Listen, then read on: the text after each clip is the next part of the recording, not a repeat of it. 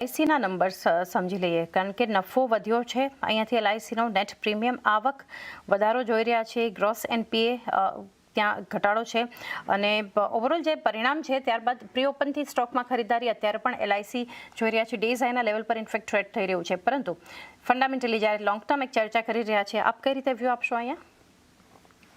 મારું ધ્યાન નતું, તમે પ્રશ્ન વળી પાછું પૂછો. જી, એલઆઈસી પર તો જો ચાંદી, પહેલા તો 100% એફડીઆઈ ની અનુમતિ સરકારે આપી છે ઇન્સ્યોરન્સ સેક્ટરમાં. હવે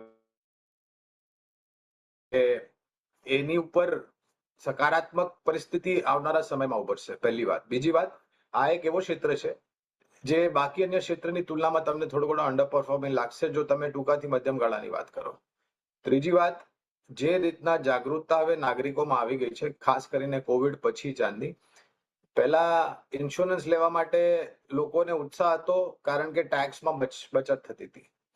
પણ કોવિડ બાદ મારા ખ્યાલથી આ જે માનસિકતા છે એમાં બહુ મોટો પરિવર્તન આવ્યો છે અને હવે ખાસ કરીને જે જેન ઝી અને મિલેનિયમ જનસંખ્યા છે આપણા દેશમાં, એ લોકો આગળ પડતા પોતાની જીવનને સુરક્ષિત કરે છે જીવન વીમો લઈને, અને એ પ્યોર ટર્મ ઇન્સ્યોરન્સ ની ઉપર વધારે આકર્ષિત છે લોકો અને મોટા સમ એશ્યોર્ડ લે છે, જેના કારણે ઇન્સ્યોરન્સનું જે પ્રીમિયમ આઉટગો એ ઉપરની તરફ આવે. પાયાના મતે LIC, HDFC life, ICICI Prudential life અને એસબીઆઈ લાઈફ, આ ચારેય કંપનીઓ પર, અને આ ચારેય કંપનીઓ તમે જોવા જાઓ તો માર્કેટ શેર સૌથી વધારે આ ચારેય કંપની પાસે છે જીવન વીમા ક્ષેત્રમાં. તો આ ચારેય ઉપર પાયાના મતે ખરીદારીની ભલામણ છે. માત્ર એક જ છે કે તમે છેવટે થોડો અભ્યાસ કરીને નિર્ણય લો રોકાણ કરવાનું, તો તમારી રોકાણની સમયસીમા 1.5 થી 2 વર્ષ રાખો. તો એક વ્યૂ, પરંતુ ખાસ કરીને લોંગ ટર્મ માટેનો વ્યૂ 1.5 થી 2 વર્ષ માટેનો હોવો જોઈએ આ બધા સ્ટોક્સ પર, જ્યારે એક સલાહ અને ચર્ચા આપણે કરી રહ્યા છીએ ત્યારે.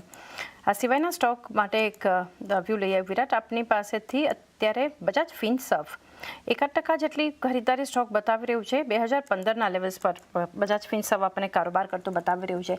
કઈ રીતે આપ જોઈ રહ્યા છો ચાર્ટ્સ પર?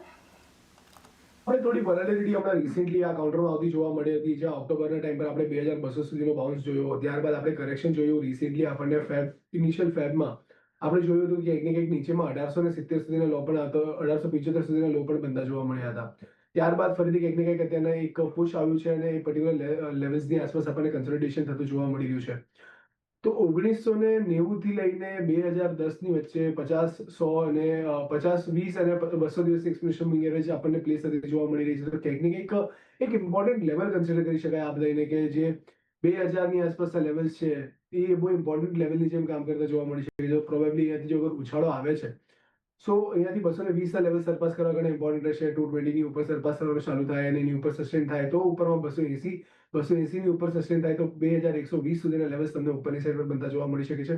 લોઅર એન્ડ પર એક સ્ટ્રોંગ સપોર્ટ તમને બનતો જોવા મળી શકે છે 1985ના લેવલ્સની આસપાસ, પરંતુ જો અગર એ બ્રીચ થાય છે તો એનાથી નેગેટિવિટી વધતી જોવા મળે. તો અત્યારના માટે જે ચોપીનેસ કે કન્સોલિડેશન ચાલી રહ્યું છે એ યથાવત રહેતું જોવા મળે. ઉપરમાં 2020ના લેવલ જો બ્રીચ થાય છે અને એની ઉપર આપણને ક્લોઝિંગ આવતું જોવા મળે કે સસ્ટેન થતું જોવા મળે, ત્યારે જઈને એક પુશ આપણે હાયર લેવલ્સ પર બનતો જોવા મળી શકે. ટિલ ધ ટાઈમ થોડું સાઇડવેઝ મોમેન્ટમ અહીંયાથી કન્ટિન્યુ થાય એવું લાગી રહ્યું છે.